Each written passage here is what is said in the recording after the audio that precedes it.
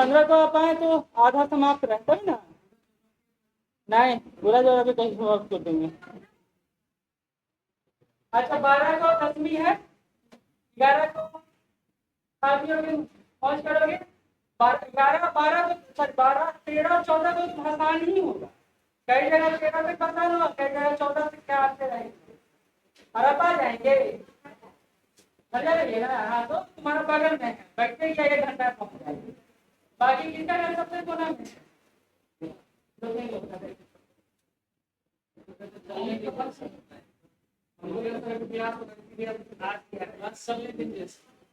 हम चलने को छुट्टी देंगे, राजीव सर छुट्टी पर चलेगा, हम तो चला ही रहे हैं। हम बोले कि मेरा छुट्टी ऑनलाइन मोड रहा।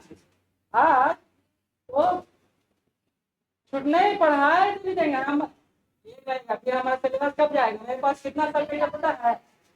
डेट आगे बढ़े तो बढ़े, फिर पढ़ाएंगे, फिर रिविजन करवाएंगे, लेकिन छोड़ेंगे नहीं।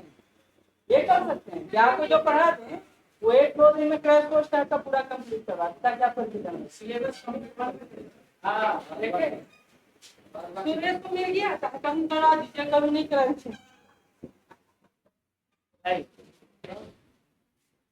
देखो 15 मिनट हो गया तो चाय पीने नहीं गए आप लोग। जब हम आ रहे हैं तब चाय पीने गए हैं। मैं इंतजार करते रहते हैं, सर आए तो हम लोग निकले।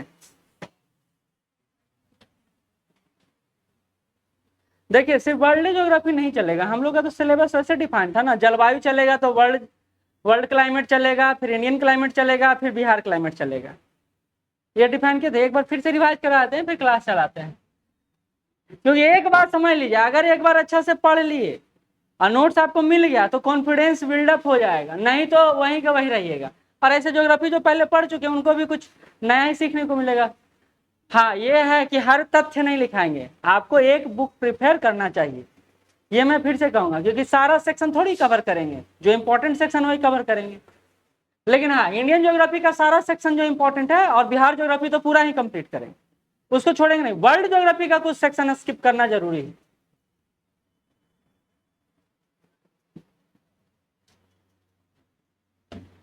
पीडीएफ देते चले जाएंगे, आप लोग करते चले जाइएगा, ठीक है।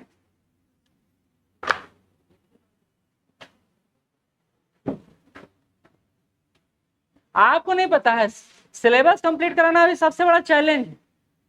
आप लोग को 71 देना है, आप एक बार पढ़ लीजिए, फिर दोबारा पढ़ाएंगे, तिबारा पढ़ाएंगे, आप लोग को 3-4 बार पढ़ा देंगे। ए पीछे वाला इधर इधर इधर आ जा, आगे फिर बोलना शुरू, बोलिएगा आज तो आगे बैठा देंगे। और आगे बैठने के बाद टॉर्चर होता है इंसान, उसको बोर्ड देखना है और कुछ नहीं दिखेगा। हाँ, समस्या है ना। ये अटल बिहारी वाजपेयी हो रहे हैं, मिनटे मिनटे सोच समझ के जवाब देते हैं।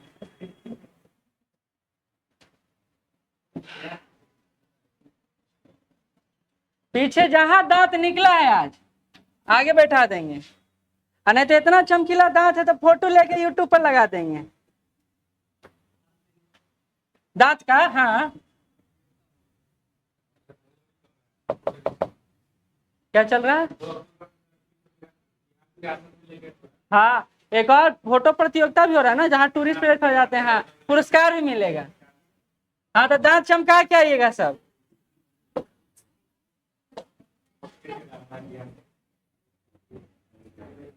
देखिए 1.5 घंटा में टॉपिक खत्म करना थोड़ा मुश्किल है, तो थोड़ा पेशेंटली सुनिएगा ताकि हम लोग समाप्त कर सके सही से।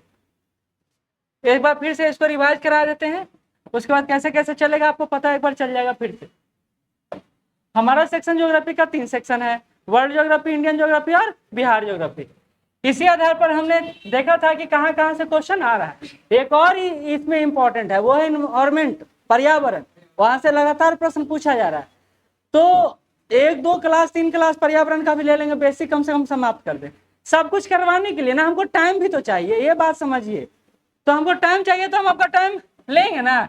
दिवाली और छठ में बिहार स्पेशल का एंशिएंट, मिडाइवल, मॉडर्न और जो ज्योग्राफी के अलावा सेक्शन होगा वो सारा समाप्त कर देंगे, ये याद रखिएगा। सर तो पढ़ा दिए एंशिएंट, मिडाइवल, मॉडर्न, तो हमको ऑनलाइन के लिए जो बोले हैं वो कमिटमेंट पूरा करना है, तो वो हम पढ़ा देंगे। इसके आधार पर हमारा जो टॉपिक बटा था वो ये बटा था जलवायु, जिसमें हम लोग पढ़ेंगे वर्ल्ड, इंडियन, वर्ल्ड और बिहार। इसी तरह मिट्टी भी पढ़ेंगे, इसी तरह कृषि भी पढ़ेंगे, नदियां भी पढ़ेंगे, बांध भी पढ़ेंगे, पर्वत पठार मैदान। ये 16 टॉपिक है जो आपको भारत के पर्सपेक्टिव में भी देखना है और बिहार के पर्सपेक्टिव और वर्ल्ड पर्सपेक्टिव में, तीनों पर्सपेक्टिव। खनिज, वन्य जीव एवं वन, द्वीप, महासागर, रेगिस्तान, महाद्वीप। इसके अलावा विवर्तनिक प्लेट, पिछले बार आया था क्वेश्चन, हालांकि इस बार नहीं आएगा लेकिन तब भी देख लेंगे, ठीक। और उसके अलावा परिवहन, बंदरगाह और उद्योग। इतना टॉपिक है जो हमको करना है। लेकिन इसके अलावा एक टॉपिक और है जो वर्ल्ड ज्योग्राफी कहीं भी देखिएगा तो वो सौर मंडल से ही शुरू होता है ना, ब्रह्मांड से शुरू। तो आज ब्रह्मांड करवा देते हैं ताकि आपको ऐसा ना लगे कि हमको अधूरा छोड़ दिए।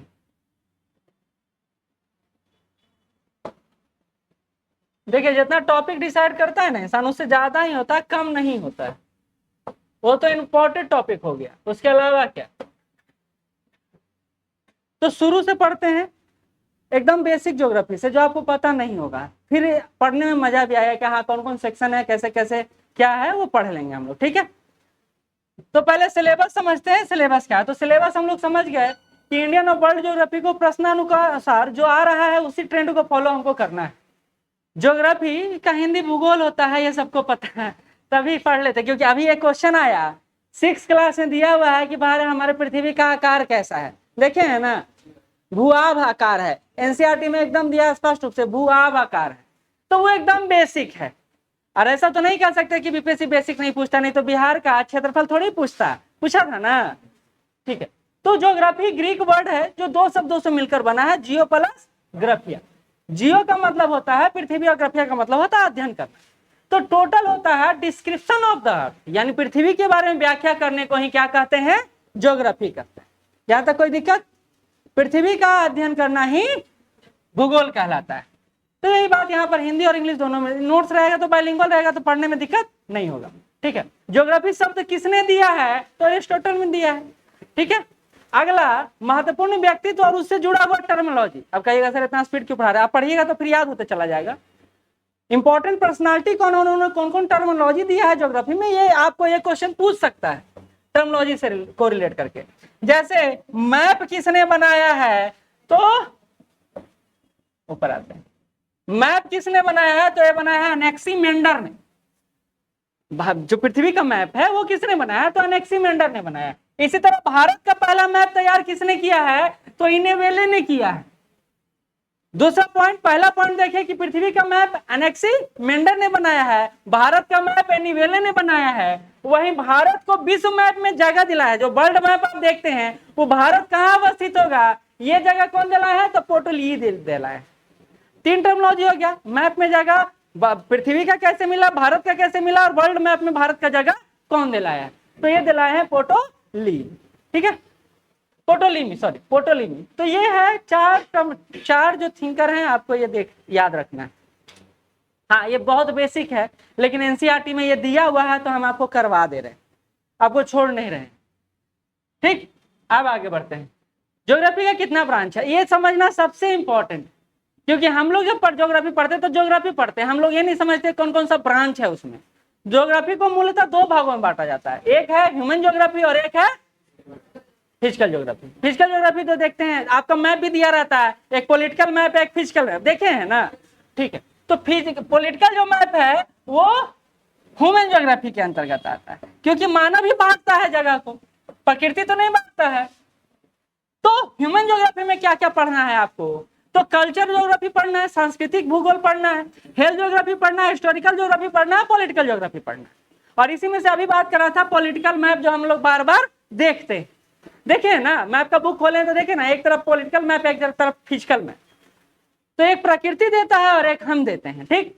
लेकिन ये टर्मिनोलॉजी आपको ये क्वेश्चन हो सकता है यहीं से पूछ ले। जैसे जियोमॉर्फोलॉजी किसका अध्ययन है, लैंड फॉर्म्स का, भूमि का। जियोमॉर्फोलॉजी के माध्यम से भूमि का अध्ययन करते हैं। दूसरा हाइड्रोलॉजी से किसका अध्ययन करते हैं, तो जल क्षेत्र का अध्ययन करते हैं, हाइड्रोलॉजी से जल क्षेत्र का अध्ययन करते हैं, ठीक है, 2 हो गया। तीसरा क्लाइमेटोलॉजी से किसका अध्ययन करते हैं, क्लाइमेट का अध्ययन करते हैं। चौथा पेडोलॉजी से किसका अध्ययन करते हैं, मिट्टी का, है तो क्वेश्चन भी आया हुआ है, पेडोलॉजी से मिट्टी का अध्ययन करते हैं। इसी तरह ग्लेशियोलॉजी से किसका अध्ययन करते हैं, ग्लेशियर्स का अध्ययन करते हैं। तो ये महत्वपूर्ण टर्मिनोलॉजी। इसी तरह आपका है कॉस्मोलॉजी अंतरिक्ष का अध्ययन करते हैं। आपका और भी कुछ टर्मोलॉजी है लेकिन मेन टर्मोलॉजी यहाँ है। तो आप हमेशा सुनिएगा, इंग्लिश वाला बच्चा बहुत बोला जियोमॉर्फोलॉजी पढ़ रहे हैं तो हमको लगेगा भैया ये क्या पढ़ रहा है, ज्योग्राफी में लगता है बहुत विशिष्ट पार्ट होगा। तो जियोमॉर्फोलॉजी लैंड फॉर्म्स की बात करता है, क्लाइमेटोलॉजी क्लाइमेट की बात करता है। तो ये हमको पता होगा तो हमको ज्योग्राफी समझने में आसानी होगा। हम कौन सा, जैसे आज हम लोग कॉस्मोलॉजी पढ़ रहे हैं, अंतरिक्ष विज्ञान के बारे में पढ़ रहे हैं, तो ये पता होगा ये क्या है, ये ज्योग्राफिकल टर्मिनोलॉजी। हम लोग सामान्य रूप से कहते हैं ब्रह्मांड पढ़ा रहे हैं, लेकिन ब्रह्मांड शब्दावली नहीं है, वो उसका एक पार्ट है। ठीक है, यहां तक कोई दिक्कत? इधर इधर देखो, किताब लेके आई है? नहीं सर मत देखिए मत। देखो एक चीज बताते हैं, आप कहीं भी कुछ भी नोट्स उठा लीजिए, कोई दिक्कत नहीं, लेकिन एक बात सिस्टमैटिक आपको यहाँ दिखते चला जाएगा कि हाँ ऐसे ऐसे ऐसे ऐसे है। हर जगह हर कुछ नहीं रह सकता, इसमें भी कमी होगा, लेकिन हाँ आपको एक सिस्टम क्रिएट करके हम आपको दे देंगे। क्योंकि अगर ज्योग्राफी हम पढ़ाने लगे ना पूरा तो इतना बंडल बनेगा, क्योंकि हैंड रिटन रहेगा तो बंडल बढ़ते चला जाएगा। काम चलाओ। हाँ, तो कॉस्मोलॉजी ब्रह्मांड की बात कर रहे हैं। आज हमारा टॉपिक क्या है? कॉस्मोलॉजी पढ़ना है, ब्रह्मांड के बारे में पढ़ना है। अच्छा, ब्रह्मांड क्या होता है? तो सारा पार्ट जो पृथ्वी है और उसके ऊपर सारा पार्ट, वो पूरा ब्रह्मांड है। अब ब्रह्मांड के अंदर के पृथ्वी आता है, सूर्य आता है, सौर मंडल आता है, ये सारा आप देखते हैं ब्रह्मांड के अंदर। तो इसको लेकर दो अप्रोच है। जब आप पढ़िएगा इतिहास को तो कई सारा अप्रोच ये बोलता है कि पृथ्वी केंद्र पर है और इसके इर्द गिर्द सारा दुनिया घूम रहा है, ये अप्रोच था। दूसरा अप्रोच क्रिएट हुआ कि भगवान सूर्य हैं जो बीच में है, उसके आगे पीछे सारा पृथ्वी घूम रहा है। अब तीसरा जो आधुनिक अप्रोच है, कहता भैया वो तो सूर्य एक पार्ट है, एक टिन्नी पार्ट है, ब्रह्मांड तो काफी बड़ा है। तो ज्योग्राफी जिनका ऑप्शन होगा, जो पहले पढ़ते हुए उनको ये पता होगा। तो define as the totality of everything that exist including all physical matter is called cosmology. भौतिक जगत में मौजूद प्रत्येक वस्तु जो हम देख सकते हैं और जहां तक जा सकते हैं वो सारा क्या है? ब्रह्मांड। भौतिक जगत समझते हैं ना, एक काल्पनिक जगत होता है, हम दुनिया एकदम आंख बंद किया राष्ट्रपति हम हो गए, ये सोचना, ये काल्पनिक दुनिया है। अब भौतिक दुनिया क्या है? ये है। ठीक है, नहीं सब कुछ बताना जरूरी है। हो सकता है कि आप काल्पनिक दुनिया में चले जाए और आप भगवान विष्णु को एकदम बड़ा वाला अवतार देख लें, है ना। बौना अवतार लेके आए थे ना, फिर उन्होंने क्या किया? विशालतम स्वरूप ग्रहण किया जिसमें ब्रह्मांड को वो लांघ दी, ये दिखाया गया है। तो कल्पना लोग बहुत बड़ा है। फिर दांत निकल रहा है, वहां से उठो, वहां से उठो, तुम यहाँ आ जाओ पूजा के साथ। तो दांत कैसे निकल जाता है? आंख से पानी निकला तो दांत दिखेगा कि आंख दिखेगा?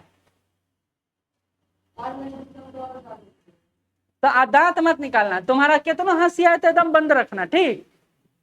चलिए आते हैं, ब्रह्मांड आकाशीय पिंड प्लस अंतरिक्ष दोनों का मिश्रित स्वरूप है। ठीक है, तो आकाशीय पिंड और अंतरिक्ष दोनों मिलकर किसका निर्माण करता है? ब्रह्मांड का निर्माण करता है। नीचे आते हैं, आप देखिए पूरा एक सिस्टम है, एकदम नीचे से ऊपर तक। इसको समझ लीजिए क्योंकि आपको कॉस्मोलॉजी में यही पढ़ना है आपको अंततः। सबसे छोटा क्या है? तो उपग्रह। ये उपग्रह ह्यूमन मेड भी हो सकता है और नेचुरल मेड भी हो सकता है। हम भी उपग्रह छोड़ते हैं ना कि नहीं छोड़ते हैं? तो उपग्रह हुआ, उपग्रह के नीचे ग्रह हुआ, ग्रह किसके इर्द गिर्द है? सन के इर्द गिर्द। सन किसका पार्ट है? सोलर सिस्टम का। सोलर सिस्टम किसका पार्ट है? गैलेक्सी का। गैलेक्सी किसका पार्ट है? क्लस्टर का। और क्लस्टर किसका पार्ट है? सेलेस्टियल बॉडी का। ये सीक्वेंस बहुत जरूरी है। जैसे हम लोग पढ़ते हैं ना शरीर की, कोशिका होता है, फिर ऊतक होता है, फिर अंग होता है, फिर अंग तंत्र होता है, फिर मानव शरीर का निर्माण होता है। फिर अच्छा, आपको क्या हमेशा कमेंट सोचता है? नहीं पढ़िएगा ना तो रिजल्ट के बाद आप ही रोइएगा। टाइम आपका एक्सपेंड हो रहा है, मेरा नहीं हो रहा है। हमको तो पढ़ाते रहना है, लेकिन आपको जिंदगी भर पढ़ते नहीं रहना है। बूढ़ा दांत गिर रहा है तब भी हम पढ़ते हैं, ऐसा हो सकता है? नहीं हो सकता है। चलिए, तो ये इसको एक बार देख लीजिए। पहला सबसे छोटा उपग्रह, फिर ग्रह, फिर सूर्य, फिर सौर मंडल, फिर गैलेक्सी, और फिर क्लस्टर आकाशीय पुंज, फिर आकाशीय पिंड। ये सीक्वेंस अच्छा है। तभी तो याद रह पाएगा अच्छे से हमको। ठीक है, क्योंकि हम ज्योग्राफी पढ़ते हैं लेकिन कभी बेसिक बात को नहीं सोचते हैं कि हाँ ये है तो कैसे है, किसका रूप है, कैसे कैसे सीक्वेंस हमारा मिलेगा। सीक्वेंस जैसे जैसे मिलेगा हमको पढ़ने में उतना ही ज्यादा मजा आएगा। कब हमको पढ़ने में अच्छा लगता है, कभी सोचे हैं? वो विषय वस्तु जो हमको समझ में आ रहा है या पढ़े हुए, वो हमको पढ़ने में मजा लगेगा। लेकिन कोई हमको अंतरिक्ष विज्ञान समझ, रॉकेट साइंस पढ़ा दे कि भैया देखो ये रॉकेट है, ये है, ये है, तो आपको समझ में नहीं आएगा। चलिए आगे बढ़ते हैं। उपग्रह क्या है? तो छोटा ग्रह है जो ग्रह के इर्द गिर्द घूमता है। ठीक है। ग्रह क्या है? जो सूर्य के चारों ओर परिक्रमा करने वाला है, यानी रिवॉल्व अराउंड द सन। जो सन के चारों तरफ घूमता है उसको क्या कहते हैं? ग्रह कहते हैं। अगला, सन तो पता ही है, सन को बताने की जरूरत नहीं है। सौरमंडल क्या है? तो सूर्य के चारों ओर घूमने वाला, ये सूर्य केंद्र में मूलतः है, बाकी सूर्य भी इसी का सौरमंडल का ही पार्ट है। गैलेक्सी क्या है? तो मल्टीपल स्टार्स, मतलब असंख्य तारों का समूह को क्या कहते हैं? गैलेक्सी कहते हैं।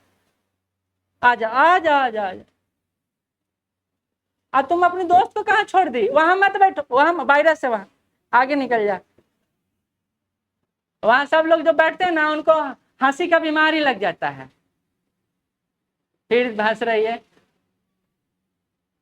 कहाँ भूल गई थी? क्लास में लास्ट दिन 2-3 वो चेहरा एकदम आके दिखा, सर आज छुट्टी होने वाला है तो हम प्रेजेंट हैं, है ना? चलिए, अच्छा हॉस्टल में शिफ्ट कर गई तुम? कल से तो हॉस्टल बंद हो रहा होगा ना? नहीं, आगे बढ़ते हैं। सन हो गया, सोलर सिस्टम हो गया, गैलेक्सी हो गया, क्लस्टर। आकाशीय पुंज किसको कहते हैं? तो ग्रुप ऑफ गैलेक्सी। देखिए अब तो ये बढ़ते चला जाएगा, आपको खुद ही पता चलते चला जाएगा कि किसको किसको कहते हैं। ग्रुप ऑफ गैलेक्सी क्या कहलाता है? क्लस्टर कहलाता है। और पृथ्वी के बाहर, वायुमंडल के बाहर जो सारा सिस्टम आप देख रहे हैं वो क्या कहलाएगा? आकाशीय पिंड। उसमें सारा समाहित हो जाएगा, ये सारा पार्ट इसमें समाहित हो जाएगा। ठीक है, इतना में कोई दिक्कत है तो पूछिए। पीछे रक्षा, मतलब बस याद तो करना है इसको, बस एक सीक्वेंस को समझते चले जाना। बचपन में भी पढ़े होंगे, क्लास 6 कैसे ये शुरू होता है। यूपीएससी एक बार बड़ा कठिन क्वेश्चन पूछ दिया क्लास 6 से कि भैया एक तीर्थयात्री है, वो एक जा रहा है और वो भूल गया है और उसको उत्तर दिशा की तरफ जाना है, वो आकाश में किसको देखेगा? ध्रुव तारा को देखेगा। ये क्वेश्चन यूपीएससी का है ना? देखे हैं? नहीं देखे होंगे तो कोई बात नहीं। तो आपके लिए कभी कभी ना पढ़ना, देखिए एक बात जीवन है, पढ़ के ही आप पास करें ये जरूरी नहीं है। जीवन में हमेशा जागृत रहें, कुछ ना कुछ घटना आपके सामने होते रहेगा। क्योंकि अगर पढ़ के ही पास करता तो सब पास कर जाता, लेकिन सब पास तो करता नहीं है। चलिए अब आते हैं, मैंने बताया 2 अप्रोच, सौरमंडल को या पूरे ब्रह्मांड को समझने का 2 अप्रोच है, एक ट्रेडिशनल अप्रोच और एक मॉडर्न अप्रोच। ट्रेडिशनल अप्रोच क्या कहता है? ट्रेडिशनल मतलब परंपरागत प्रक्रिया, और एक है आधुनिक प्रक्रिया। परंपरागत प्रक्रिया कहता है, उसमें पहला सिस्टम कहता है ब्रह्मांड का नियमित अध्ययन करता है, और ये करते हैं Ptolemy. The earth is located at the centre. Ptolemy क्या कहते हैं कि पृथ्वी जो है केंद्र में है और इसी के इर्द गिर्द पूरा विश्व रोटेट कर रहा है, घूम रहा है। ये बात कौन बोले हैं? टॉलमी बोले। देखिए हम एक घर में जाते हैं और घर में जाते हैं तो देखते हैं कि बेटा बेटा बेटा बेटा हो रहा है, तो हमको लगता है बेटा के इर्द गिर्द ही पूरा घर है, ऐसा लगता है कभी। लेकिन रियल मुखिया कौन होता है? जब उनके पिताजी आते तो पता चलता है अच्छा ये पिताजी है, इनके बदले ये काम कर रहा था। तो हमको क्या लगा कि पृथ्वी ही तो सब कुछ है, क्योंकि हमको तो ज्ञात था नहीं, टेलीस्कोप कोई बड़ा था नहीं हमारे पास। तो जैसे अभी हब्बल टेलीस्कोप है, अब देखते हैं अंतरिक्ष का पूरा गणना करते हैं, कितना प्रकाश वर्ष दूर जाकर हम देख लेते हैं कि यहाँ ब्लैक होल क्रिएट हो रहा है। लेकिन पहले तो टेलीस्कोप था नहीं, हम यहाँ पर थे और अंतरिक्ष को अच्छा हमें बैठा नहीं सारा घूम रहा है। तो वो प्रक्रिया ट्रेडिशनल अप्रोच कहलाया। पहला कि पृथ्वी को केंद्र में रखा। दूसरा यह है कॉपरनिकस।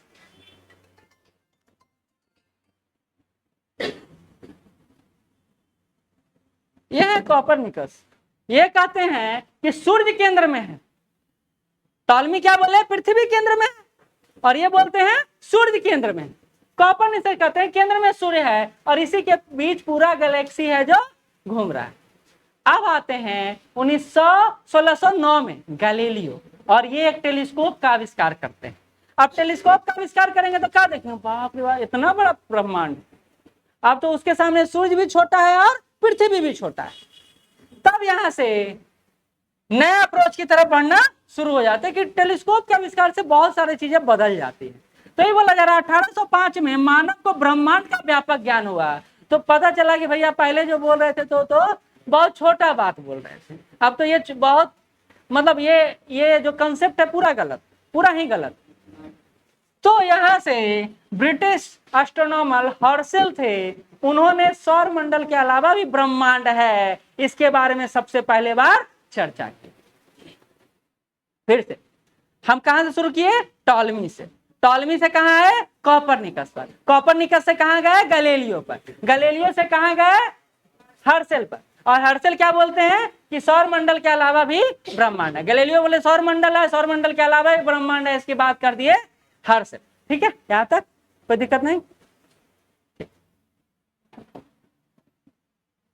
ये लिख के लाए हैं ताकि आप लोग को आसानी हो, नहीं तो लिखिएगा तो बहुत दिक्कत हो जाएगा। इस नोट्स को बनाने में 7-8 घंटा लगा है। ये इसलिए लगा क्योंकि कॉम्पैक्ट लिखना था, पूरा नहीं लिखना था। पूरा लिखना रहता तो कोई दिक्कत नहीं था। नहीं, बात यह है ना, एनसीआर आप एक मटेरियल से बढ़ सकते हैं, लेकिन जो हमको ना संतुष्टि नहीं मिलता है जब तक कि 5-6 मटेरियल और अपना खुद का उसको नहीं डाल दें। जैसे देखिए, ये कोई पढ़ेगा तो सबको समझ में नहीं आएगा, क्योंकि क्या है, पिन पॉइंट। हाँ, जो पढ़ा चुके हैं उनको समझ में आ जाएगा। चलिए आगे बढ़ते हैं। तो सौर ब्रह्मांड के बारे में चर्चा हर्शेल ने कर दिया। अब कहते हैं 1925 में एडविन पी हब्बल आए। अब हब्बल टेलीस्कोप याद होगा, अभी मैंने बोला अभी ब्रह्मांड को जानने का एक बड़ा टेलीस्कोप है हब्बल टेलीस्कोप। तो कई गैलेक्सियों के बारे में इन्होंने बताना शुरू कर दिया कि भैया आप एक गैलेक्सी की बात कर रहे थे, कई सारा गैलेक्सी है। अंतरिक्ष, और ये भी बोले कि ऐसा नहीं है कि अंतरिक्ष ऐसे है, नहीं, बोले ऐसे कि अंतरिक्ष लगातार बढ़ता चला जा रहा है। यानी एक बात समझिए, इसी को बिग बैंग थ्योरी में अभी हम लोग देखेंगे। हाँ, तो अंतरिक्ष क्या है? सिमटा हुआ नहीं है, बल्कि अंतरिक्ष जो है फैल रहा है। यही बात यहाँ पर हब्बल जी कहते हैं। तो यही बात कहते हैं, अंतरिक्ष लगातार बढ़ रहा है। और उन्होंने बोला कि कुछ दृश्य है, कुछ अदृश्य। तो विजुअल यूनिवर्स है जो जिसका डायमीटर इन्होंने बताने का प्रयास किया। ये भी रियल होगा या नहीं होगा कौन जानता है। 250 crore light year. 250 crore light year में सोचते हैं, प्रकाश एक साल में जितना दूरी तय करता है उसको 1 लाइट ईयर कहते हैं।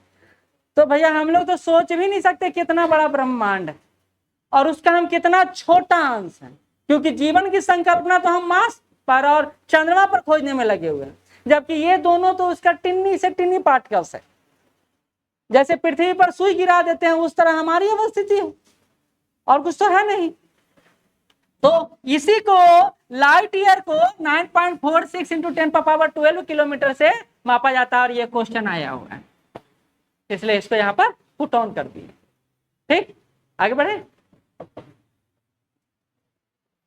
अब आते हैं अगले थ्योरी पर, जिसको कहते हैं मॉडर्न अप्रोच। अभी तक हम लोग क्या पढ़ रहे थे? Traditional approach. ट्रेडिशनल अप्रोच में क्या पढ़े कि पृथ्वी के इर्द गिर्द घूमता है, टॉलमी महोदय बोले, फिर सूर्य के इर्द गिर्द घूमता है, कोपरनिकस बोले, फिर उसके बाद गैलीलियो आए, फिर हर्शेल आए, और फिर कौन आए? हब्बल आए।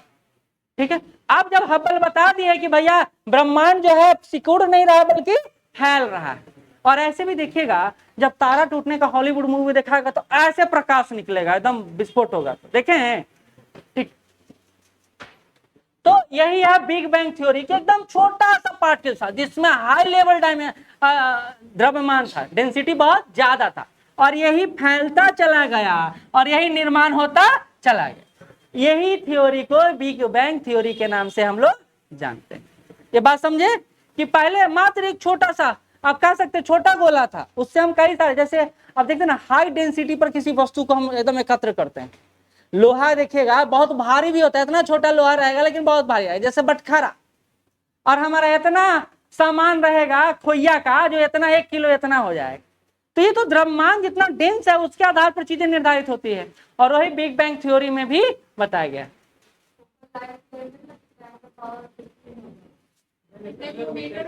किलोमीटर है, वो किलोमीटर है, बताए तो। देखो हमारा एकदम नव निर्माण गुरु सब बैठे हुए पीछे।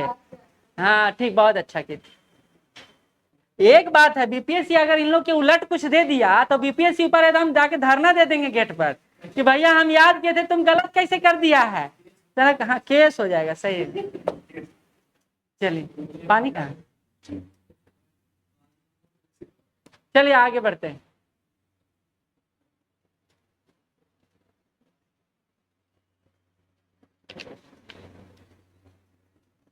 जल्दी खत्म करने का इससे अच्छा अप्रोच मेरे पास नहीं है। पीछे प्रवीण क्या पूछ रहे हैं, पूछे मेरे से। विशाखा, 2-3 गो आते हैं आसान करने मेरे क्लास में, और 2-3 गो हंसने आते हैं क्योंकि घर पर वो हंसते नहीं हैं, है ना। आ जाओ इधर। चलिए अब बिग बैंग थ्योरी हम लोग समझ गए कि ब्रह्मांड से छोटा से पार्टिकल से एक बड़े ब्रह्मांड का निर्माण होता है, इसी को बिग बैंग थ्योरी के नाम जाना जाता है। ये बात बोल रहा है यहाँ पर, सुनते जाइएगा। कहता आधुनिक सिद्धांत है, इसी को बिग बैंग सिद्धांत के नाम से जानते हैं। इसमें क्या कहा गया है, तो विस्तारित ब्रह्मांड की परिकल्पना की है कि ब्रह्मांड क्या रहा है, फैल रहा है, बढ़ रहा है। ठीक है, यही बात 1927 में बेल्जियम के खगोलविद हैं जॉर्ज लेमेंटर, इन्होंने इस परिकल्पना को जन्म दिया। तो ये वेरी वेरी इंपॉर्टेंट क्वेश्चन हो गया कि बिग बैंग थ्योरी को किसने लाया था, तो जॉर्ज लेमेंटर ने लाया था। कहते हैं कि कुछ नहीं, एक अग्निपिंड का गोला है और यही अग्निपिंड का गोला बहुत धीरे धीरे धीरे धीरे फैलता चला जा रहा है। तो ये 15 मिलियन ईयर पहले अग्निपिंड था। Volume was extremely small and its temperature and density they are extremely high. उसका आकार तो बहुत छोटा था लेकिन टेम्परेचर और डेंसिटी काफी ज्यादा। अब एक बात सोचिए, रेल का पटरी देखे हैं, एक रेल के पटरी को पिघलाकर कई सारे तलवार का निर्माण किया जा सकता है क्योंकि हाई डेंसिटी का उसका लोहा होता है। तो यही बात यहां पर भी लागू होता है। ठीक है, तो ये बोला आयतन अधिक किंतु तापमान और घनत्व अत्यधिक। कहते हैं विस्फोट हुआ और डार्क मैटर या गॉड पार्टिकल्स के नाम से अभी बहुत चर्चा में था 10 साल पहले। गॉड पार्टिकल्स इसी को अध्ययन किया जा रहा है, जिसको गॉड पार्टिकल, जीवन की शुरुआत की संभावना को तलाशा जा रहा है। कि हम कहते हैं कि कोई ना कोई ऐसा पार्टिकल्स होगा जिससे निर्मित हुआ होगा विश्व। जैसे वो वाला थ्योरी सुने ना कि मुर्गी पहले आया अंडा पहले आया। अब ये तो बड़ा कंसेप्ट है, अब इसको प्रूव करने में तो दिमाग खराब हो गया, क्योंकि अगर अंडा आ गया तो मुर्गी कहाँ था, और अगर मुर्गी आ गया तो अंडा कहाँ था। तो इसके पीछे हो सकता है भगवान जी आए और हाथ से क्या कि लो अंडा है लो, इससे मुर्गी निकलेगा, ये भी हो सकता है। तो उसको क्या कहेंगे, गॉड। जैसे रामानुमान से चरणामृत देते थे, कहते आपका बेटा नहीं हो रहा था, इससे बेटा हो जाएगा। भगवान राम को लेकर भी ऐसा ही संकल्पना सुने थे ना। पीछे ज्यादा अपना थ्योरी नहीं, बस जो भगवान बोले वही थ्योरी। ये रामायण में दिया हुआ है, हम थोड़ी बोल रहे। चलिए, तो इसी को डार्क मैटर या गॉड पार्टिकल के नाम से जाना जाता है। किसको जाना जाता है पता चल गया। कहते हैं इसी में विस्फोट हुआ और 96% of the universe is made up of this dark matter. 96% जो ब्रह्मांड है इसी डार्क मैटर से बना हुआ है और इसी का खोज हम लोग करने का प्रयास कर रहे हैं। तो ये है बिग बैंग थ्योरी। कहते हैं कोबे ने इसी के अध्ययन के लिए 1965 में एक उपग्रह भी छोड़ा था और स्टीफन हॉकिंग, जिनको जानते होंगे, पैरालिसिस मार दिया था, जो कुर्सी पर लेटे रहते थे, उन्होंने एक किताब की रचना की। बड़ा इंपॉर्टेंट बुक है, a brief history of time, a brief history of time, Stephen Hawking. पूछा जा सकता है इसलिए आपको यहीं पर शामिल कर दिए। तो ये हमारा बिग बैंग थ्योरी तक हुआ। यहां तक कोई दिक्कत, एक बार पीछे से आगे आ जाते हैं, देख लीजिए। ठीक, विशाखा आपको नहीं समझ में आएगा पूछ लीजिएगा क्योंकि आप लेट से आए। सर हम आ गए हो कम है जो आप हमरा पूछो ला कह रहे हैं। बिल्कुल, बिना पढ़े में मैट्रिक थोड़ी कोई पास करता और इंटर पास करेगा नहीं, लेकिन हमारे क्लास में सबको याद नहीं है। शुरू से देखते जाइए, ठीक है।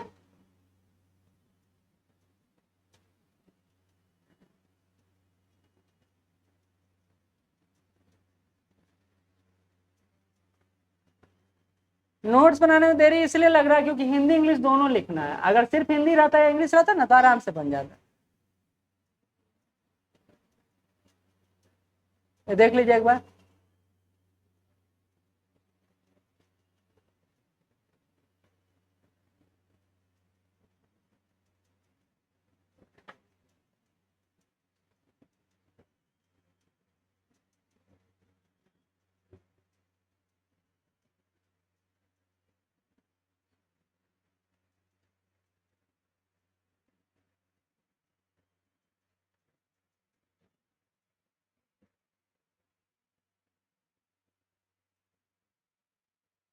इससे ना एक शॉर्ट क्वेश्चन आपका बन सकता है आसानी से। हाँ, तो क्रम में सजाने भी, और ये भी याद रखना है गैलेक्सी किसको कहते हैं या फिर आकाशीय पुंज किसको कहते हैं। ये तो आसान ही है, टॉलमी महोदय बोले थे 140 ईस्वी में।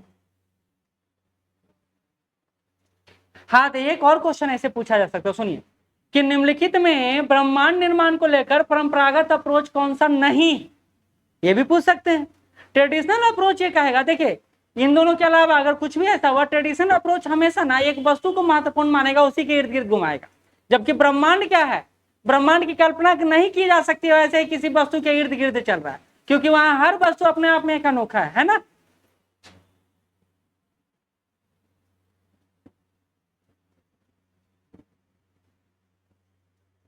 कभी कभी ये भी पूछ देता है कॉपरनिकस कहाँ के, पूछ देता है, या आप ध्यान रखेंगे।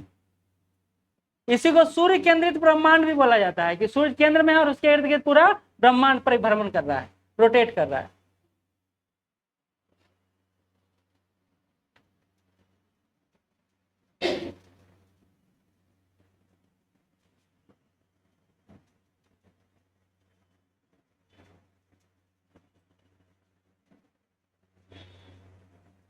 ठीक, यहां तक हमारा हो गया। अभी 2 ही पेज शायद हुआ है, 3 पेज हो गया, चलिए ठीक है। 8 पेज है ना, हो जाएगा। आगे बढ़े।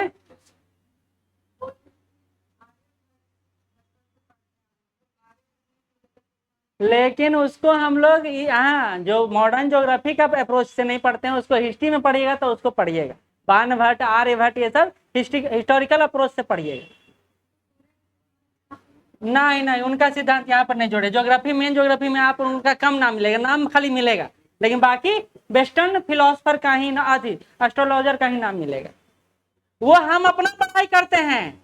जब हमसे पूछ लिया ना कि तुम क्या कर रहे हो, अभी तो कुछ किए हो, तो हम मैट्रिक में ये ले आए, इंटर में ये ले आए, हम अपना पढ़ाई करते हैं, है ना विशाखा। तो ये उस समय पढ़ाई होता है, अभी नहीं। अभी आप क्या है, तो अभी का जो खोज हुआ है ये इनके अनुसार हुआ है। ठीक है, चलिए अब आते हैं। देखिए बहुत आसान से इस बात को समझिएगा, यहां से एक क्वेश्चन बन जाएगा। हमारा गैलेक्सी आकाश गंगा, ये देखिए ये पूरा आकाश गंगा है, ये जो दिख रहा है आपके सामने दृश्य आकाश गंगा है। इसके बीच का पार्ट देखिए बहुत लाइट कर रहा है, इसको कहते हैं उभार, इसको कहते हैं मेन पार्ट का उभार कहते हैं। और इसके इर्द गिर्द देखिए नदी की तरह एकदम पूरा फ्लो हो रहा है। देखिए ये पूरा फ्लोइंग पार्ट है, ये क्या है, पूरा फ्लोइंग पार्ट। ये बीच का मेन सेंटर है, इसकी इपी सेंटर है, और इसके बीच सारा फ्लो हो रहा है। इसी को कहते हैं बहती प्रकाश की नदी, जो चारों तरफ घूम रहा है, इसको क्या कहते हैं, बहती प्रकाश की नदी, मिल्की वे भी इसी को बोला जाता है। देखिए पिक्चर से समझ में ज्यादा आ जाएगा, ऐसे थोड़ा दिक्कत होगा। तो ये हो गया उभार मेन, और इसके इर्द गिर्द जो घूम रहा है उसको कहते हैं मिल्की वे। मिल्की वे कुछ और नहीं है बल्कि बहती हुई प्रकाश की नदी। प्रकाश ही तो है प्रकाश। अच्छा क्या हुआ आप बताओ, इस क्लास में सबसे बुजुर्ग तो आप हैं, है ना। हाथ हटाइए, हाथ हटाइए। आपका फोटो लेके नहीं तो हम पेरेंट्स ग्रुप में डाल देंगे कि क्लास में सबसे ज्यादा दांत इन्हीं का जो है चमकता है। क्यों हंसते हैं, तुम इधर हो जाओ और आप उधर होइए। कौन नाम होइए सविता, कौन नाम होइए। ये है जो कान ऐसे डाले रहेगी उधर ही।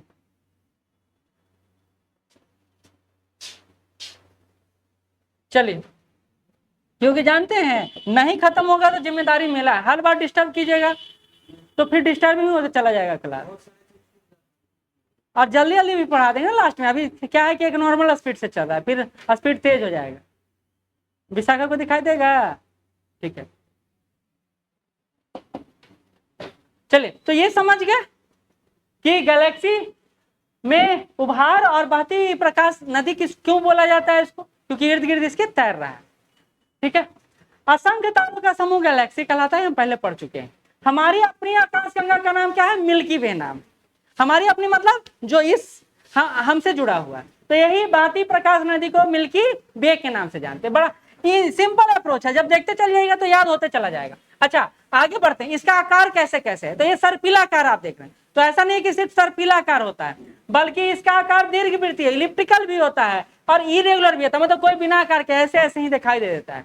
तो तीन तरह से हमारा गैलेक्सी जो है उसका आकार दिखता है, आपको साइज दिखता है, कैसा कैसा, ये सर्पिलाकार है, दूसरा दीर्घवृत्तीय है और तीसरा अनियमित है, इरेगुलर। ठीक है, तो ये हमारे गैलेक्सी का आकार है। कहते हैं आकाशगंगा की परिक्रमा करने में सूर्य को कितना वर्ष लगता है, तो 25 करोड़ वर्ष लगता है। समझिए इस गैलेक्सी का सूर्य कितना छोटा पार्ट है, और ऐसा ऐसा असंख्य गैलेक्सी है हमारे पास, ऐसा नहीं कि एक ही गैलेक्सी, असंख्य गैलेक्सी। ठीक, नहीं नहीं नहीं सोचना नहीं सुरेश, हाँ नहीं नहीं सोचिएगा बिल्कुल। चलिए ये क्या पड़ गया बीच में, ठीक है, अच्छा चलिए अब हम लोग ये टेस्ट में डिस्कस कर चुके हैं क्या, ओरियन नेबुला। खैर क्या होता है यार, तो देखिए जैसे हमारे वायुमंडल में है धूल कण है, पार्टिकल्स है बहुत सारा। अभी क्या है कि बहुत ज्यादा ग्रेविटेशनल फोर्स अगर अप्लाई करेंगे तो ये पार्टिकल्स क्या हो जाएगा, जमा हो जाएगा। जैसे समुद्र में एक क्षेत्र है जहां सारा प्लास्टिक जाकर जमा हो गया, एक पूरा महाद्वीप बना दिया, उसका उस गार्बेज क्षेत्र का नाम पता है आपको, मेरे दिमाग से भी निकल रहा है। तो वैसा ही अगर धूल कण ब्रह्मांड में और ग्रेविटेशनल फोर्स इसको एक साथ एकत्रित कर देता है तो एक साथ जुड़ के एक ग्रह का छोटा ग्रह भी बना सकता है। तो इसी को कहते हैं ओरियन नेबुला। कहते हैं धूल और गैस के विशाल बादल होते हैं जिससे नया तारा का निर्माण होता है। यह शीतल होता है और चमकीला होता है, ठंडा होता है और चमकदार होता है, इसी को कहते हैं ओरियन नेबुला। तो ये हो सकता है टर्मिनोलॉजी आपसे पूछा चला जाए कि भैया ओरियन नेबुला किसे कहते हैं, तो धूल और गैसों का जो एक तारा होता है जो हाई ग्रेविटेशनल पावर के कारण एकत्र होता है उसी को ओरियन नेबुला बोला जाता है। ठीक है, कोई दिक्कत नहीं, आगे बढ़े। ठीक है, अब आते हैं यहां से गैलेक्सी से हम लोग सोलर सिस्टम की तरफ, अगला पार्ट यही है, याद होगा। ठीक है,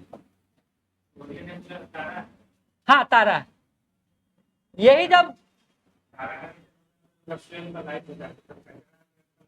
कचरा नहीं है, धूल कण है और गैस है, जब ये मिलता है तो ये फॉर्मेशन करता है लाइट का।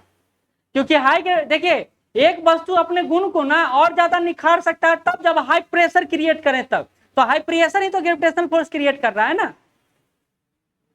अच्छा इसमें बहुत सारा चीज जोड़ दिए हैं, मजबूरी था क्योंकि पिक्चर में बहुत सारा चीज जुड़ सकता था। सौर मंडल हम लोग देख लिए, सौर मंडल निर्माण 4.6 बिलियन वर्ष पहले हुआ है, और ग्रह, बौने ग्रह, प्राकृतिक उपग्रह, शुद्ध ग्रह, उल्का, सारा इससे सौर मंडल का पार्ट है। ठीक है, अब ये हमारा सौर मंडल है, मान लेते हैं सौर मंडल, जिसके सूर्य के इर्द गिर्द ही हम लोग सारे ग्रह को देख रहे हैं। ये अब आपसे यहां से क्वेश्चन लगातार पूछा गया, इसी मैप में कितना चीज हो सकता है ये सुन लीजिए। पहला तो सूर्य से दूरी के आधार पर ग्रह, कितने ग्रह हैं, 9, 8 हैं, प्लूटो को हटा दिया गया है। ठीक है, ठीक, ठीक है, तो 8 ग्रह है। तो देखिए क्वेश्चन कैसे कैसे आता है, सूर्य से दूरी के आधार पर ग्रह। तो पहले सूर्य के नजदीक कौन कौन सा है, बुध है, फिर शुक्र है और फिर पृथ्वी है, और इन तीनों को ट्विन सिस्टर के नाम से जानते हैं, जुड़वा बहन के नाम से जानते हैं। पृथ्वी के बाद मार्स का नाम आता है, फिर मार्स के बाद जुपिटर आता है, फिर सैटर्न आता है, फिर यूरेनस आता है, फिर नेपच्यून आता है। तो हिंदी में देख लेते हैं, बुध आता है, शुक्र आता है, पृथ्वी आता है, मंगल आता है, बृहस्पति आता है, शनि आता है, अरुण आता है, वरुण आता है। सूर्य की दूरी के आधार पर यह हो गया ग्रहों का क्रम।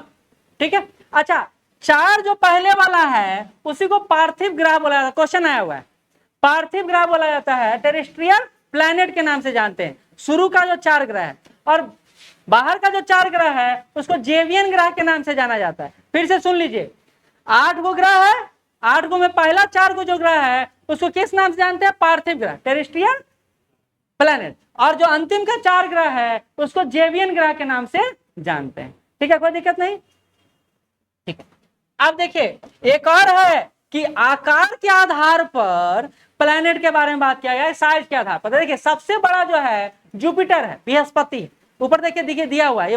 जब ये पीपीटी आपको मिलेगा तो आपको ये पता होना चाहिए कैसे कैसे हमारा ये पीपीटी सजाया हुआ है। तो पहले जुपिटर है, फिर सैटर्न है, फिर यूरेनस है, फिर नेपच्यून है, फिर हमारा पृथ्वी है, फिर वेनस है, फिर मार्स है, फिर मरकरी। सबसे छोटा मरकरी। तो सबसे बड़ा कौन हो गया?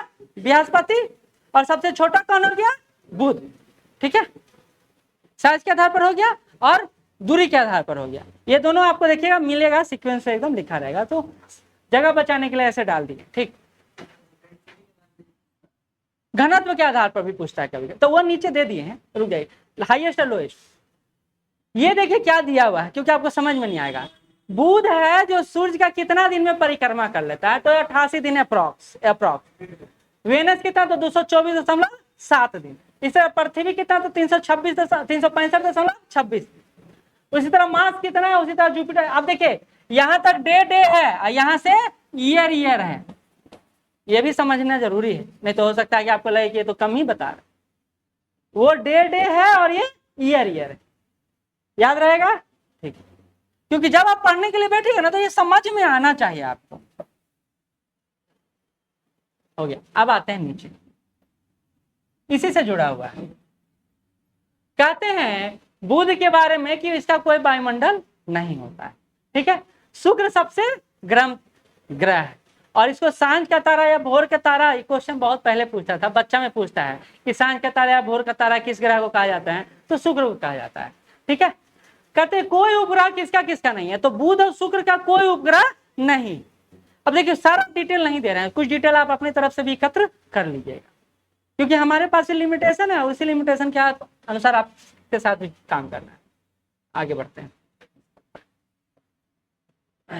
इसको याद कर लीजिए, इस कंसेप्ट को, ये हमेशा आपको काम देगा। ये वाला क्वेश्चन आया हुआ है इसलिए आपको बता दे रहे हैं। एक होता है आप उपसौर और एक होता है अपसौर।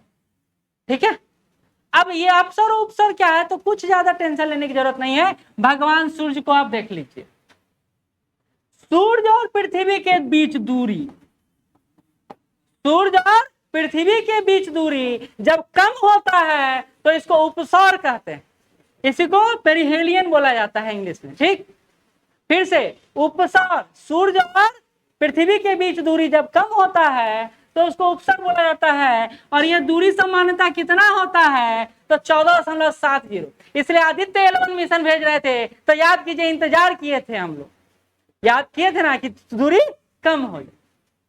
ठीक है, इसको भी ध्यान में रखा जाता है जब सूर्य मिशन भेजा जाता है तो। अच्छा, उपसौर हो गया, ये 3 जनवरी सामान्यता है। अपसौर पे आते हैं, अपसौर क्या है, सूर्य और पृथ्वी के बीच दूरी जब ज्यादा हो जाता है। ये कितना किलोमीटर होता है, तो 15.21 करोड़ किलोमीटर के आसपास होता है, तो इसी को बोला जाता है अपसौर। समझने में कोई दिक्कत? ये तो सब आसानी से आ जाएगा, लेकिन वहां पर दिमाग नहीं लगेगा। उपसौर और अपसौर, उपसौर उप मतलब नजदीक में और अप मतलब दूर में।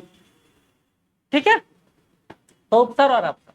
ठीक है, वो 4 जुलाई है, ये 3 जनवरी। ये क्वेश्चन आया हुआ है इसलिए आपको बता रहे हैं, कंफ्यूजन होता है हमेशा।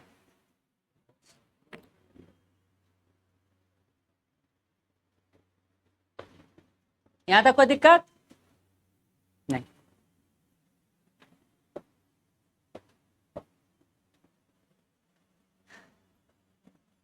अब ये थोड़ा थोड़ा तथ्य है जो आपको कैसे समझना है बता देते हैं।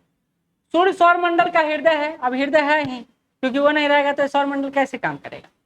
यह सौर मंडल ग्रहों में अपनी कक्षा में रखता है, sun is the heart of the solar system. कहता बुध सौर मंडल का पहला सबसे छोटा ग्रह है, और सब यह सूर्य के साथ अच्छी तरह से जुड़ा हुआ भी है। Mercury the first and smallest planet of the solar system. ठीक, एक और बात, शुक्र सौर मंडल का दूसरा ग्रह है, और अभी हमने शुक्र के बारे में भी देखा, क्या देखा हमने, सैटेलाइट नहीं। ठीक है, लेकिन जो शुक्र होता है वो आप देख लीजिए कैसा रंग है, तो सल्फ्यूरिक एसिड इस पर ज्यादा पाया जाता है। शुक्र ग्रह पर सल्फ्यूरिक एसिड ज्यादा पाया जाता है, और इसकी दिशा सामान्य जो 8 ग्रह हैं उसमें 2 ग्रह है जिसकी दिशा पूर्व से पश्चिम है, बाकी जो ग्रह हैं उनकी दिशा पश्चिम से। बहुत इंपॉर्टेंट पॉइंट बोल रहा हूं, जो शुक्र है और यूरेनस है, इन दोनों की दिशा अन्य ग्रहों की दिशा के विपरीत है। हम पूरब से पश्चिम की तरफ रोटेट करते हैं, तो 2 ग्रह हो गया, कौन कौन सा, वीनस हो गया और यूरेनस हो गया, जो सामान्य से विपरीत काम करता है। ठीक है, अगला, अब अर्थ के बारे में तो आपको पता है, बहुत सारा चर्चा करेंगे। मार्स के बारे में, Mars is called red planet. इसको लाल ग्रह, लाल दानव के नाम से भी इसको जाना जाता है। इसका 2 उपग्रह है, फोबस है और डीमस है, 2 उपग्रह। ठीक है, यहाँ ये क्यों लाल दिखाई देता है रेड दानव, क्यों? क्योंकि आयरन ऑक्साइड अधिक है यहाँ पर। ये जितना कॉम्पैक्ट में हो सके लिखने का प्रयास किए, इसी बात को आप बढ़ा चढ़ा के देखिएगा। तो आयरन ऑक्साइड ज्यादा होने के कारण ये कैसा दिखता है? लाल दिखता है। ठीक है,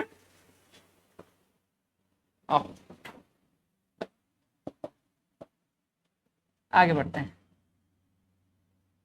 कहता है लोकप्रिय रूप से विशाल ग्रह के रूप में जाना जाता है किसको? बृहस्पति। बृहस्पति सबसे बड़ा ग्रह है और सौरमंडल का 5वां सबसे बड़ा ग्रह है। The most massive planet is Jupiter. ठीक है, कहता है सौरमंडल के दूसरे सबसे बड़ा 6ठे ग्रह शनि में गैस का दानव भी कहा जाता है, इविल ऑफ गैस। कहते हैं क्यों? Saturn is called gas demon. और इस शनि का सबसे ज्यादा उपग्रह है 82। पहले बोला जाता था बृहस्पति का सबसे ज्यादा, लेकिन बृहस्पति का 79 है, इसका 82। ठीक है, इतना याद रहेगा। ठीक है, कहते हैं सैटर्न का वलय होता है और ये 7 वलय है सैटर्न। आप देखते हैं ये पार्ट दिखा देते हैं, वलय किसको कहते हैं ये भी देख लीजिए। क्वेश्चन ये भी आ चुका है कि निम्नलिखित में किसका वलय होता है। देखिए ये है बृहस्पति शनि और ये है अरुण। ठीक है, इन दोनों का वलय दिखाई दे रहा है, रिंग साइड। ठीक है, तो अरुण सूर्य का 7वां ग्रह और ये हरा दिखाई देता है किसके कारण? मीथेन के कारण। यूरेनस हरा दिखाई देता है किसके कारण? मीथेन के कारण। ठीक है, और Neptune is the most dense planet in the solar system. तो नेपच्यून जो है, वरुण जो है, सबसे डेंस प्लैनेट। ठीक है, तो ये हमारा सोलर सिस्टम का एक पार्ट समाप्त हो गया, लेकिन पूरा समाप्त नहीं हुआ क्योंकि सूर्य के बारे में हमने अभी तक नहीं देखा। सूर्य के बारे में तो जानना जरूरी है ना, क्वेश्चन वहां से भी आता है। लेकिन उसके पहले छोटा छोटा टर्मिनोलॉजी और तथ्य जो आपको याद रखना, जैसे ब्लैक होल सिद्धांत किसने दिया है? एस चंद्रशेखर। ठीक है, इसी तरह मंदाकिनी, दुग्ध मेखला या आकाशगंगा, जिसको मिल्की वे गैलेक्सी कहते हैं, हमारा सौर मंडल इसी गैलेक्सी सिस्टम का पार्ट है। ठीक है, अगला सबसे चमकीला तारा कौन है? ओरियन नुबेला। अभी बताए थे कैसे बनता है ओरियन नुबेला। ठीक है, ब्राइटेस्ट स्टार कहलाता है। घनत्व सबसे कम किसका है? शनि का है। और सबसे ज्यादा किसका है? अर्थ का। घनत्व सबसे, अब शनि के बारे में बोला जाता है कि आप शनि ग्रह को पानी में जाके, सागर में जाके पलट दीजिएगा तो डूबेगा नहीं, क्योंकि हल्का है। हाँ, अब आते हैं सूर्य के बारे में। इतना समझने के बाद सौर मंडल के केंद्र में है सूर्य। ठीक है, इतना में कोई दिक्कत नहीं। ठीक है, पृथ्वी के औसत व्यास से 109 गुना बड़ा है। कौन? सूर्य 109 गुना ज्यादा बड़ा है। जो हम लोग पृथ्वी का रेडियस देखते हैं उससे। यही क्वेश्चन है, वो बहुत पहले पूछा था, अब तो नहीं। न्यूक्लियर फ्यूजन होता है या फ्यूजन होता है? संलयन होता है या विखंडन होता है? तो नाभिकीय संलयन होता है, फ्यूजन होता है। ठीक है, सतह का तापमान कितना है? तो लगभग 5500 डिग्री सेंटीग्रेड। कहीं कहीं 5500 से 6000 डिग्री सेंटीग्रेड भी आप देखेगा। तो ऐसा मत कहेगा कि सर गलत बताते हैं, वो एवरेज टेम्परेचर के रूप में लिया जाता है। प्रवीण जी पढ़ा हुआ है ना आपका, लेकिन याद तो नहीं होगा बहुत सारा टर्म। कोरोना सूर्य का केंद्र, यहीं पे सोलर इक्लिप्स की घटना होती है, सूर्य ग्रहण की घटना होती है। और ये तभी दिखाई देता है नग्न आंखों से, ऐसे दिखाई नहीं देता है। और यह कैसे, किधर से किधर घूमता है? पूर्व से पश्चिम की तरफ घूमता है। सूर्य किधर से किधर? पूर्व से पश्चिम की तरफ। और 2 और ग्रह हैं जो पूर्व से पश्चिम की तरफ घूमते हैं, कौन कौन है?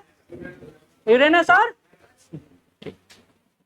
अब आते हैं भगवान सूर्य को चीड़ फाड़ पोस्टमार्टम करते हैं। यही है लेयर भगवान सूर्य का। 6 भागों में बटा हुआ। जैसे हम लोग ग्रहों को 2 भागों में बांटे हैं, ये 6 भाग में है, लेकिन इसको 2 उपभागों में बांटा गया, जिसमें 3-3 पार्ट दोनों तरफ हैं।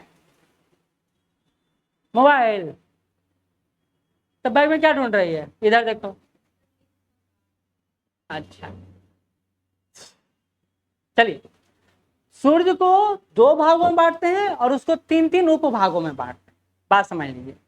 2 भाग कौन कौन सा है? तो एक आंतरिक भाग है और एक बाह्य भाग। ठीक है, आंतरिक भाग में 3 उपभाग। पहला है क्रोड़, दूसरा है किरीट और तीसरा है वर्णमंडल, जिसको कोर कहते हैं, कोरोना कहते हैं और क्रोमोस्फेयर बोलते हैं इंग्लिश में। ठीक है, ये कैसा है? आंतरिक पार्ट है। ये देखिए, ये मेन है जो कोर है, जो आपको दिखाई दे रहा है। अच्छा, आते हैं इसके आगे। 3 बाह्य भाग है, विकिरण मंडल जिसको रेडियोएक्टिव जोन कहा जाता है, संवहन मंडल जिसको कॉन्वेक्टिव जोन बोला जाता है, प्रकाश मंडल जिसको फोटोस्फीयर बोला जाता है।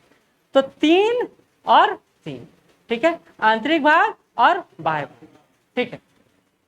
अब देखिए कोर किस अवस्था में पाया जाता है, क्वेश्चन आया हुआ है, प्लाज्मा अवस्था में पाया जाता है कोर, प्लाज्मा, क्योंकि टेम्परेचर हाई होता है, बहुत ज्यादा होता है। तो टेम्परेचर कितना होता है, तो आप बोलिएगा भगवान सूर्य का टेम्परेचर 55 से 6000 बोले, तो ये आउटर का है, इनर का नहीं है। तो कोर का टेम्परेचर कितना, तो 15 million degree centigrade, 15 million degree centigrade. आप एग्जिस्ट ही नहीं कर सकते वहां पर, तो इसलिए यह प्लाज्मा फॉर्म में होता है, ठीक। क्या नहीं, आप जाके अंगुली डाल के देखिएगा कि जलता है कि नहीं जलता है, ठीक है। चलिए, जिनको ज्यादा टेंशन हो रहा है तो पहले आग से आजमाएंगे कि आग में जल रहे हैं या नहीं जल रहे हैं। मेजर नहीं, ये हमेशा औसत होता है। देखिए हम कुछ भी रेडिएशन छोड़ते हैं, आपको क्या लगता है वहां तक हमारा यान पहुंच पाएगा, बाहर भी नहीं पहुंच पाएगा। चलिए आगे बढ़ते हैं। दूसरा है कोरोना, जिसके बारे में अभी चर्चा की। तीसरा वर्णमंडल, सूर्य का वायुमंडल किसको बोलते हैं, तो क्रोमोस्फेयर को ही सूर्य का वायुमंडल बोला जाता है, टर्मिनोलॉजी याद कर लीजिए। तीसरा अगला विकिरण मंडल, रेडियोएक्टिव जोन, यहीं से एक्सरे गामा रे सब जो विकिरण होता है यहीं से होता है।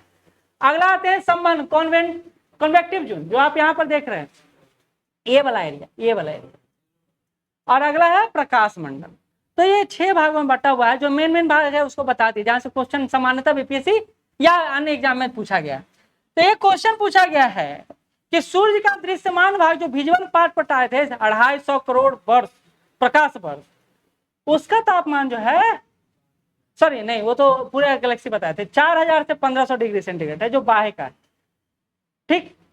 अब आते हैं, हाँ कुछ टर्मिनोलॉजी है जो लगातार पूछा गया है। जैसे पूछा गया सन स्पॉट, सौर कलंक किसको कहते हैं, तो जहां से ऊर्जा लगातार फॉर्मेशन होता रहता है तो वहां पर काला धब्बा जैसा हो जाता है, उसी को बोला जाता है सौर कलंक, सन स्पॉट। कहते सूर्य से ऊर्जा का स्थानांतरण के कारण जो भाग काला जैसा दिखाई देता है उसी को कहते हैं सौर कलंक, क्वेश्चन आया हुआ है। दूसरा सौर ज्वाला, सोलर फ्लेम किसको कहते हैं। हम जब स्पेस स्टेशन के बारे में पढ़ते थे कहते सोलर फ्लेम का बहुत बड़ा विस्तार हो रहा है और इस बार हो सकता है कि इससे टकरा जाए, और टकराएगा तो नष्ट हो जाएगा। तो सौर ज्वाला क्या है, तो सूर्य की सतह पर होने वाले विस्फोट, कहां पर विस्फोट होता है, देखिए बाहरी भाग में विस्फोट होता है, सूर्य के बाहरी भाग में विस्फोट होता है, और ये विस्फोट का प्रभाव पूरे सौर मंडल पे पड़ता है, तो इसी को हम लोग कहते हैं। आते हैं due to explosion of the surface of the sun. अब एक चीज देखिए जो आपको हम टेस्ट में बता चुके हैं, ऑरा बोरालिसिस और ऑरा ऑस्ट्रेलिसिस। जब यही सौर विस्फोट होता है, ज्वाला आता है, तो विद्युत चुंबकीय रेडियो एक्टिव सब्सटेंस के कारण ये फैल जाता है, और ये विभिन्न प्रकार के 7 रंगों को उत्पन्न करता है, और उसी को उत्तरी ध्रुव पर होता है, तो उसी घटना को उत्तरी ध्रुव पर ओरियो बोरालिसिस कहते हैं, और ये जब दक्षिणी ध्रुव पर होता है तो ऑरोरा ऑस्ट्रेलिसिस कहते हैं। पढ़ा दिए थे, याद है, क्लास में करवाए थे। तो यही विभिन्न प्रकार के रंग को स्पेक्टर करता है, तो इसी को कहते हैं कि अंतरिक्ष में इंद्रधनुषीय घटना हो गया है, ठीक है। तो उत्तरी ध्रुव पर क्या कहेंगे, ऑरोरा बोरालिसिस, और दक्षिणी ध्रुव पर क्या कहेंगे, ऑरोरा ऑस्ट्रेलिसिस। याद होते जा रहा है, ठीक है। क्वेश्चन आ चुका है आपका, 2 बार आया, एक बार छोड़िए ना, 2 बार दिए। आप ये पढ़ा चुके हैं, लेकिन तब भी एक बार पढ़ा देते हैं। पढ़ाए थे ना करंट में, याद है ना। तारे का जीवन कैसे चलता है, जैसे आपका जीवन क्या है, पहले शिशु अवस्था में होते हैं, फिर बाल्यावस्था में होते हैं, बाल्यावस्था से युवावस्था में जाते हैं, युवावस्था से प्रौढ़ावस्था में जाते हैं। तो ऐसे ही तारों का भी तो जीवन चक्र होता होगा, ऐसा तो है नहीं कि वो मर जाता होगा ऑटोमेटिक से। तो किसी ने पूछा कि सूरज भगवान हमारे कितना एकदम जिंदा रहेंगे, तो जब तक आप जिंदा रहेंगे उससे 10 गुना या 50 गुना या 100 गुना हो सकता है, उतना साल तक जिंदा रहे। क्योंकि कह रहा है कोई चीज जलता है तो बुझता भी तो है, तो बिल्कुल सही बात है, जो जलेगा वो बुझेगा ही, लेकिन उसका जीवन चक्र कैसे चलेगा, तो उसको समझेंगे हम लोग इस फिगर के माध्यम से। इसको थोड़ा सा और ऊपर कर देते हैं।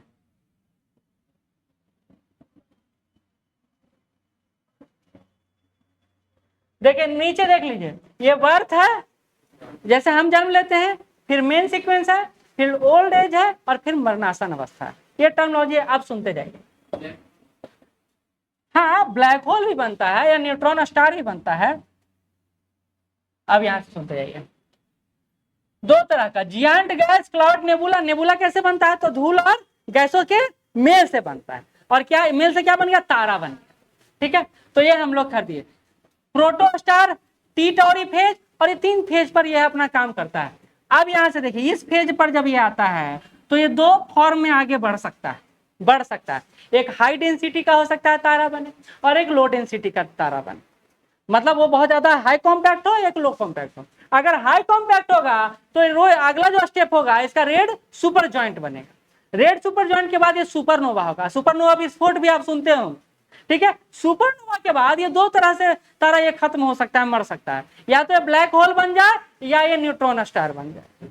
तो तारे का एक जीवन चक्र बताए कि कैसे शुरू हुआ। तो हाई मास का जो स्टार है वो रेड सुपर जॉइंट बनता है, रेड सुपर जॉइंट से सुपरनोवा बनता है। सुपरनोवा से 2 स्थितियों में मर सकता है, या तो ब्लैक होल या हो जाए तब भी उसको मरा हुआ तारा कहेंगे, या ये वो न्यूट्रॉन तारा बन जाए तब भी उसको मरा हुआ तारा कहेंगे। ठीक है, आप फिर से ऊपर आते हैं। अगर ये हाई डेंसिटी वाला हुआ, हाई मास वाला हुआ, तब लो मास वाला हुआ तो लो मास वाला होगा तो ये सुपर जॉइंट बन रहा है, तो ये जॉइंट बनेगा। अरे जितना ताकत है उतना ही ना लगाएंगे, ऐसा तो है नहीं कि बहुत ज्यादा था, इसमें ताकत ही उतना नहीं है। तो ये रेड जॉइंट बनता है, सुपर जॉइंट जॉइंट नहीं बनता है।